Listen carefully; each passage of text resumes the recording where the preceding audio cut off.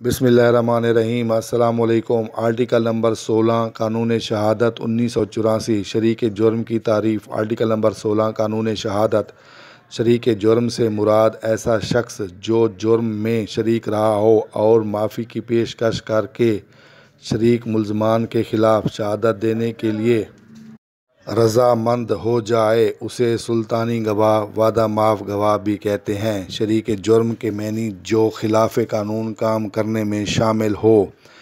जुर्म के मैनी खिलाफ़ कानून काम। सुल्तानी गवाह के मैनी ऐसा मुल्ज़िम जिसको पुलिस सरकारी गवाह बनाकर अदालत से सज़ा माफ़ करा देती है।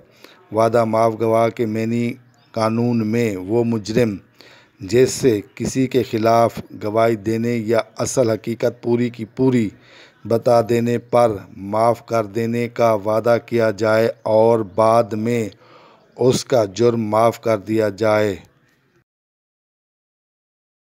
बिस्मिल्लाहिर्रहमानिर्रहीम। अस्सलाम वालेकुम। आर्टिकल नंबर 16 कानून शहादत 1984 शरीक जुर्म को क्यों नाकाबिल एतबार गवाह समझा जाता है। आर्टिकल नंबर 16 कानून शहादत 1984 नंबर 1, ये शख्स अपना इल्ज़ाम दूसरों के सर लगाने के लिए झूठी कसम का सहारा ले सकता है।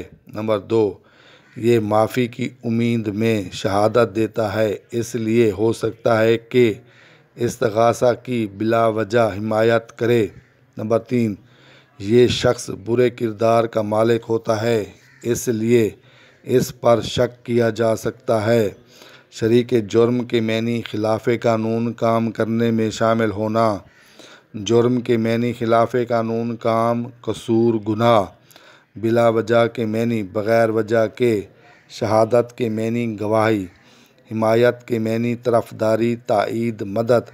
इस्तिग़ासा के मैनी फरियाद दाद अदालत फौजदारी में किसी के ख़िलाफ़ दावा या नालिश। हाकिम से चारा जोई। शक के मैनी अदम यकीन धोखा गुमान।